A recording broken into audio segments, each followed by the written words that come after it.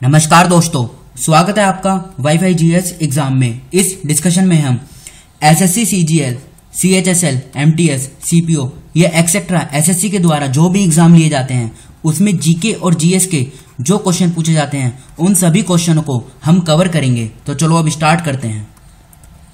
सबसे पहले first question, who was the governor general of India during the revolt of 1857। देखो यहाँ पे चार ऑप्शन दिए गए हैं और इसमें पूछा गया है 1857 की जब क्रांति हुई थी तो उस समय इंडिया के गवर्नर जनरल कौन थे। देखो अगर इन चारों को आपको टाइम पीरियड पता हो तो इस क्वेश्चन को आसानी से सॉल्व किया जा सकता है। जैसे लॉर्ड डलहौसी, इनका जो टाइम पीरियड था ये था 1848 से लेके 1856। लॉर्ड कैनिंग का जो टाइम पीरियड था ये था 1856 से लेके 1857 और फिर ये फर्स्ट वाइसरॉय बने इंडिया के। फिर इनका टाइम पीरियड और बढ़ गया 1858 से लेके 1862। लॉर्ड मायो, इनका जो टाइम पीरियड था 1869 से लेके 1872 और लॉर्ड रिपन, इनका टाइम पीरियड था 1880 से लेके 1884। और यहाँ पे पूछा गया है 1857 की क्रांति। तो देखो 1857 की जो क्रांति हुई थी ये हुई थी लॉर्ड कैनिंग के टाइम पीरियड में। उस समय जो गवर्नर जनरल थे ये थे लॉर्ड कैनिंग। तो इस क्वेश्चन का जो सही आंसर हो जाएगा ये हो जाएगा बी, लॉर्ड कैनिंग। देखो अगर टाइम पीरियड याद हो तो क्वेश्चन को इजीली सोल्व किया जा सकता है। तो इस क्वेश्चन का सही आंसर हो जाएगा बी, लॉर्ड कैनिंग। अब नेक्स्ट क्वेश्चन देखते हैं। How many fundamental duties are included in Indian constitution. देखो ये क्वेश्चन पूछा गया था एसएससी सीपीओ के द्वारा सब इंस्पेक्टर के एग्जाम में 2006 में और एसएससी सीएचएसएल 2014 में। यानी क्वेश्चन इंपॉर्टेंट है, आने वाले एग्जाम में दोबारा पूछा जा सकता है। तो इसमें पूछा गया है भारतीय संविधान में कितनी फंडामेंटल ड्यूटीज हैं। ऑप्शन में 9, 10, 11, 12। देखो 1976 में सरदार सुवर्ण सिंह कमेटी ने रिकमेंडेशन दिया था फंडामेंटल ड्यूटीज को ऐड करने के लिए और फिर इन्हें ऐड किया गया और फिर बना पार्ट 4A और आर्टिकल निकल कर आया आर्टिकल 51A। फंडामेंटल ड्यूटीज को ऐड किया गया।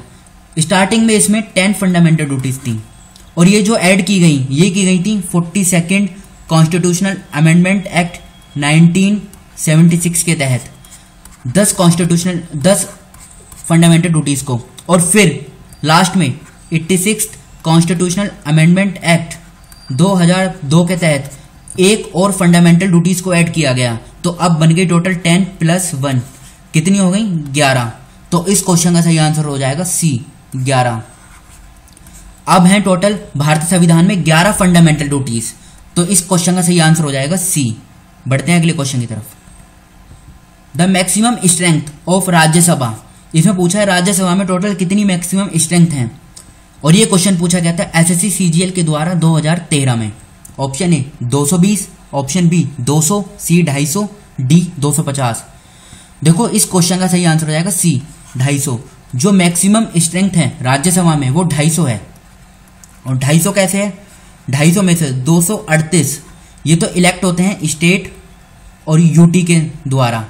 फिर से बोलता हूँ 238 स्टेट और यूटी से इलेक्ट होते हैं, इनडायरेक्टली इलेक्शन होता है इनका।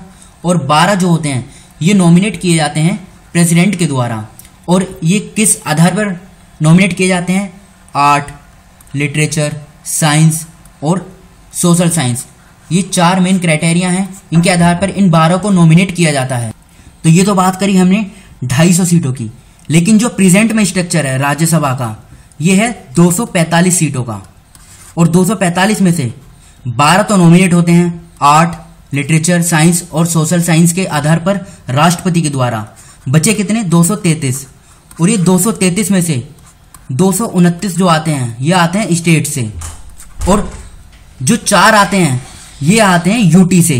तो ये बात आप याद रखें। फिर से बोलता हूं 245 में से जो 12 आते हैं ये आते हैं नॉमिनेट होते हैं प्रेसिडेंट के द्वारा और जो 233 हैं इसमें से 229 आते हैं स्टेट से और 4 आते हैं यूटी से। तो इस क्वेश्चन का जो सही आंसर है ये हो जाएगा सी, 250। अच्छा ये बात और बताओ कि राज्यसभा की सबसे ज्यादा सीटें किस राज्य में हैं। तो ये उत्तर प्रदेश में है। कितनी है, 31 सीटें हैं।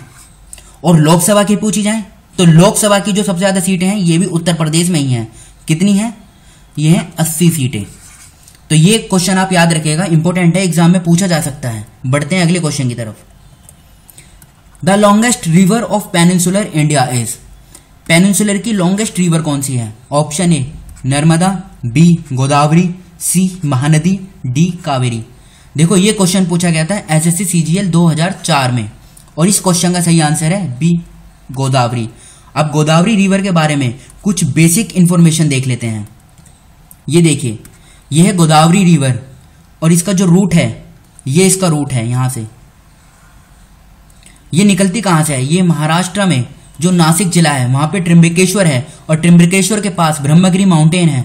ब्रह्मगिरी माउंटेन से ये निकलती है महाराष्ट्र से और ये जो त्र्यंबकेश्वर है ये अरेबियन सी से 80 किलोमीटर दूर है।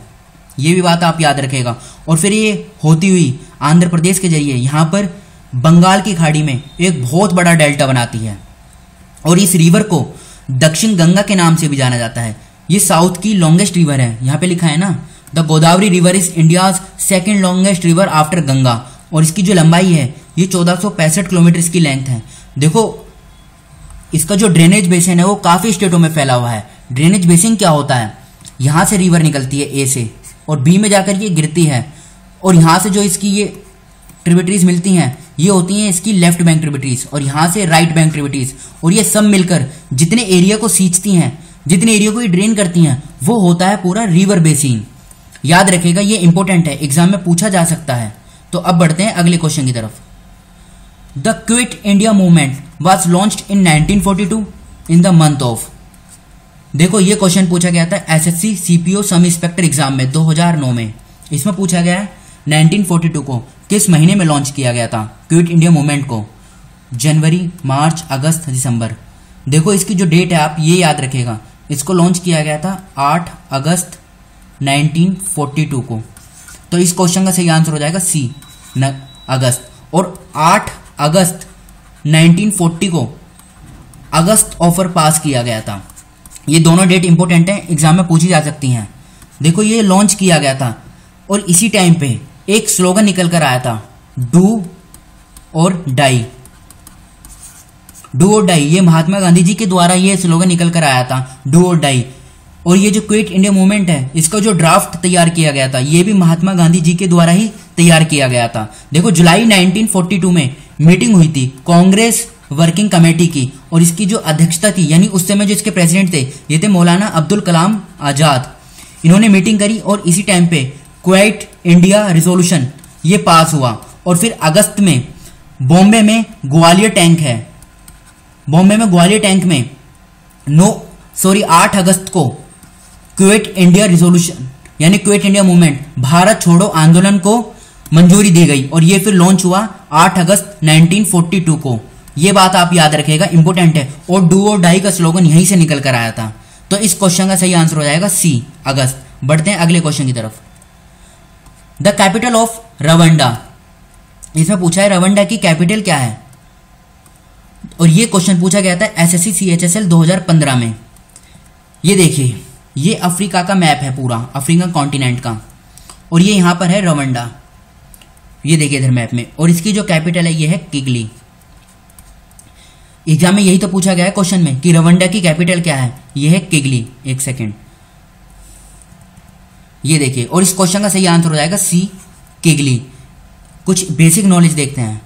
ये अफ्रीकन कॉन्टिनेंट का मैप है और यहाँ पे ट्रॉपिक ऑफ कैंसर, इक्वेटर और ट्रॉपिक ऑफ कैप्रिकॉर्न, ये तीनों रेखाएं इससे पास होती हैं। यही अकेला कॉन्टिनेंट है जहां से tropic of cancer, tropic of capricorn और इक्वेटर तीनों पास होते हैं। तो यार ये बात आप याद रखेगा। और ये है लेक विक्टोरिया, ये भी अक्सर एग्जाम में पूछी जाती है कि लेक विक्टोरिया किस कंटिनेंट में है, तो ये अफ्रीकन कंटिनेंट में है।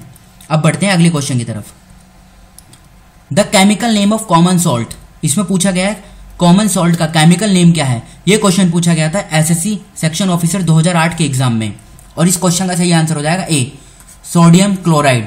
सोडियम क्लोराइड केमिकल नेम है किसका? कॉमन सॉल्ट का। बढ़ते हैं अगले क्वेश्चन की तरफ। Black forest are found in, इसमें पूछा गया ब्लैक फॉरेस्ट कहां पर है? फ्रांस, जर्मनी, स्लोवाकिया और रोमानिया। ये देखो, ये है जर्मनी का मैप, यूरोप में है जर्मनी और ये इधर है ब्लैक फॉरेस्ट। और इस क्वेश्चन का सही आंसर हो जाएगा बी जर्मनी। अब बढ़ते हैं अगले क्वेश्चन की तरफ। सैडल पिक, इसमें पूछा गया सैडल पिक हाईएस्ट पिक है अंडमान और निकोबार आइलैंड की, ये कहां पर लोकेटेड है बताइए। Option A great Nicobar, B middle Andaman, C little Andaman, D north Andaman. ये लोकेशन देखिए, ये है नॉर्थ अंडमान, ये मिडल अंडमान और ये लिटिल अंडमान और ये इधर है ग्रेट निकोबार और ये है सैडल पिक। कहां पर है ये? नॉर्थ अंडमान में। तो इस क्वेश्चन का सही आंसर हो जाएगा डी नॉर्थ अंडमान। और इसकी कैपिटल क्या है? पोर्ट ब्लेयर, यहां पर है। तो इस क्वेश्चन का सही आंसर हो जाएगा D north Andaman. Next question देखते हैं।